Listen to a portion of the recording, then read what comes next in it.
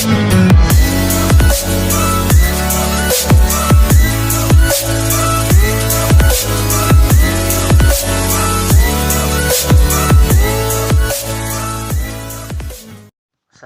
warahmatullahi wabarakatuh. Perkenalkan, nama saya Fikra Hendru dengan NIM 1803110005. Baik, teman-teman sekalian, saya akan menjelaskan definisi dari akuntan dan auditor. Baik, langsung saja. Akuntan adalah sebutan dan gelar profesional yang diberikan kepada seorang sarjana yang telah menempuh pendidikan di Fakultas Ekonomi jurusan akuntansi pada suatu universitas atau perguruan tinggi dan telah lulus pendidikan profesi akuntansi atau PPAK. Ketentuan mengenai praktek akuntan di Indonesia diatur dalam Undang-Undang Nomor 34 Tahun 1954 tentang pemakaian gelar akuntan, yang mensyaratkan bahwa gelar akuntan hanya dapat dipakai oleh mereka yang telah menyelesaikan pendidikannya dari perguruan tinggi dan telah terdaftar pada Departemen Keuangan Republik Indonesia. Sedangkan definisi dari auditor adalah seseorang yang memiliki kualifikasi tertentu dalam melakukan audit atas laporan keuangan dan kegiatan suatu perusahaan atau organisasi. Baik, teman-teman, itulah definisi dari keduanya. Saya harap teman-teman dapat mengerti. Sekian dari saya. Assalamualaikum warahmatullahi wabarakatuh. Baik, langsung saja, saya Ibrahim Jusdi. Di sini saya akan membahas materi tentang dasar-dasar auditing dan profesi akuntan publik. 1. Kinerja auditing. Ada banyak pendapat tentang pengertian kinerja audit. Beberapa definisi yang menjelaskan pengertian kinerja audit yaitu sebagai berikut. A. Auditing sebagai proses. Auditing adalah proses pengumpulan dan evaluasi bukti mengenai suatu informasi untuk menetapkan dan melaporkan tingkat kesesuaian antara informasi dan kriterianya. B. Auditing sebagai pemeriksa. Pemeriksaan adalah proses identifikasi masalah, analisis, dan evaluasi yang dilakukan secara independen, objektif, dan profesional berdasarkan standar pemeriksaan. C. Auditing sebagai penilai. Audit internal adalah penilaian yang sistematis dan objektif yang dilakukan auditor internal terhadap operasi dan kontrol yang berbeda-beda.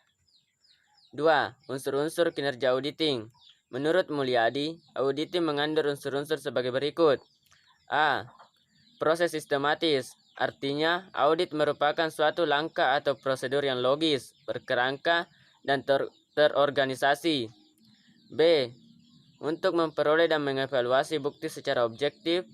Artinya, proses sistematik ditunjukkan untuk memperoleh bukti yang mendasari pernyataan yang dibuat oleh individu atau badan usaha. C. Pernyataan mengenai kegiatan dan kejadian ekonomi. Artinya, pernyataan mengenai kegiatan dan kejadian ekonomi sebagai hasil proses akuntansi. D. Tingkat kesesuaian. Artinya, pengumpulan bukti mengenai pernyataan dan evaluasi terhadap hasil pengumpulan bukti tersebut. E. Kriteria yang telah ditetapkan. Artinya, kriteria atau standar yang dipakai sebagai dasar untuk menilai pernyataan. F.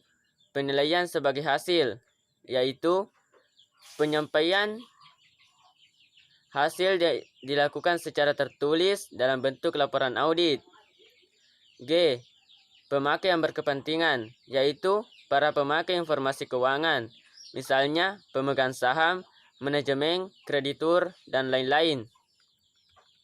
3. Tujuan kinerja dan klasifikasi audit. Tujuan utama audit atas laporan keuangan adalah untuk menyatakan pendapat atas kewajaran laporan keuangan dalam hal yang material sesuai dengan prinsip-prinsip akuntansi yang berlaku secara umum. Secara umum, kinerja audit dapat diklasifikasikan sebagai berikut. A. Kelengkapan, yaitu untuk meyakinkan bahwa seluruh transaksi telah dicatat atau ada dalam jurnal secara aktual telah dimasukkan. B. Ketepatan.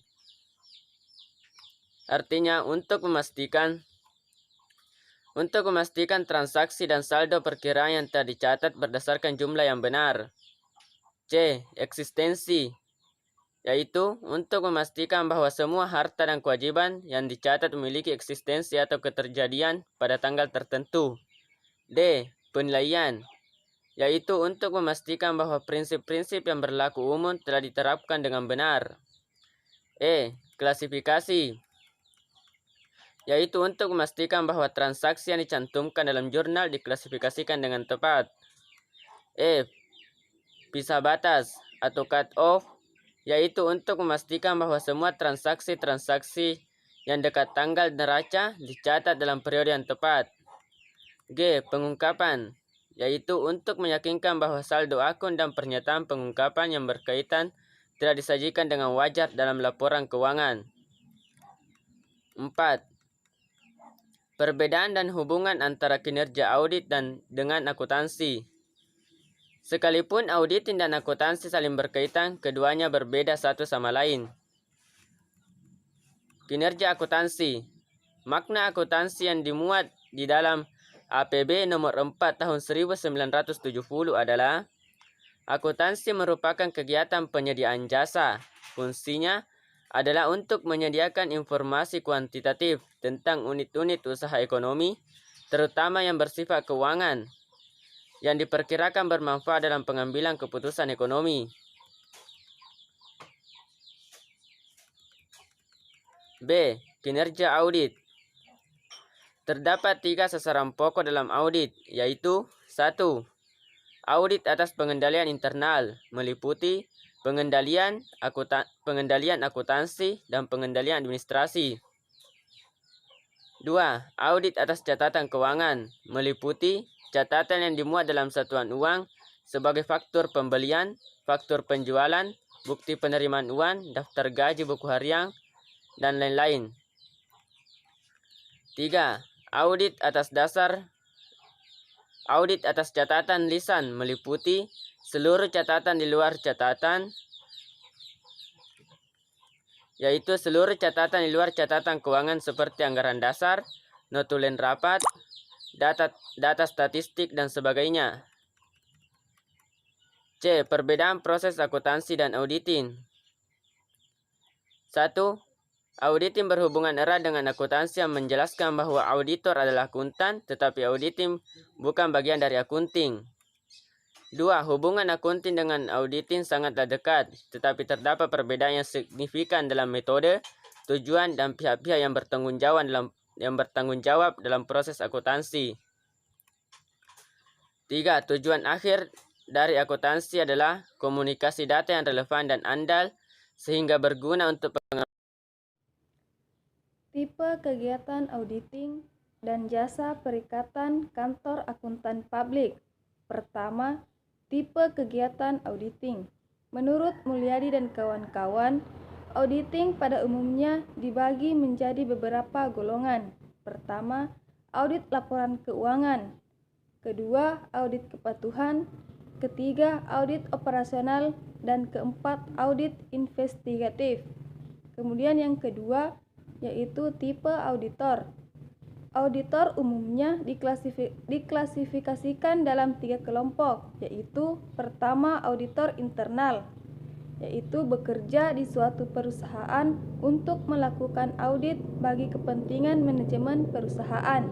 Kedua, audit pemerintah, yaitu tugas pokoknya melakukan audit atas pertanggungjawaban keuangan yang ditunjukkan kepada pemerintah. Dan yang ketiga yaitu auditor independen, yaitu menyediakan jasanya kepada masyarakat umum, terutama dalam bidang audit atau laporan keuangan yang dibuat oleh kliennya. Yang ketiga yaitu jasa perikatan yang dilakukan oleh kantor akuntan publik. Dapat digolongkan dalam 3 kelompok, yaitu pertama jasa asuransi, yaitu profesional independen yang meningkatkan mutu informasi bagi pengambil keputusan. Kedua, jasa atestasi, yaitu pendapat, pernyataan, atau pertimbangan orang yang independen. kompeten tentang apakah asersi suatu entitas sesuai dalam semua hal yang material dengan kriteria yang ditetapkan. Dan yang ketiga yaitu jasa non-assurance, adalah jasa yang dihasilkan oleh akuntan publik yang di dalamnya ia tidak memberikan suatu pendapat, keyakinan negatif, ringkasan temuan, atau bentuk lain keyakinan. Assalamualaikum warahmatullahi wabarakatuh. Di sini saya akan menjelaskan organisasi kinerja kantor akuntan publik. Yang pertama, saya akan menjelaskan kantor akuntan publik. Kantor akuntan publik dapat diorganisasikan sebagai praktik perseorangan atau firma dalam kewajiban terbatas atau badan usaha profesional. Selain itu, kantor akuntan publik dapat pula berpraktik sebagai anggota dari badan usaha profesional ataupun firma dengan kewajiban terbatas atau badan usaha. Yang kedua, saya akan menjelaskan organisasi kantor akuntan publik. Kantor akuntan publik dapat digolongkan dalam 4 kategori, yaitu yang pertama, kantor akuntan publik lokal. Kantor akuntan publik lokal biasanya mempunyai 1 atau 2 kantor, dijalankan oleh orang atau beberapa orang akuntan publik terdaftar yang bertindak sebagai rekan dan melayani kliennya di sebuah kota atau daerah, dan mengkhususkan diri pada jasa pajak penghasilan, konsultasi, dan akuntansi. Yang kedua yaitu kantor akuntan publik regional. Kantor akuntan publik regional ditandai oleh bermacam-macam rekan dan staf profesionalnya. Yang ketiga yaitu kantor akuntan publik nasional. Kantor akuntan publik dengan kantor-kantor cabang yang terbesar di kota-kota besar disebut kantor akuntan publik nasional. Yang keempat yaitu kantor akuntan publik internasional. Kantor akuntan internasional adalah kantor akuntan publik yang mempunyai cukup staf dan sumber daya untuk mengaudit perusahaan raksasa. Yang ketiga yaitu saya akan menjelaskan struktur organisasi dan hierarki jabatan kantor akuntan publik. Yang pertama yaitu auditor staff, yang kedua yaitu auditor senior, yang ketiga manajer, dan yang keempat yaitu rekan.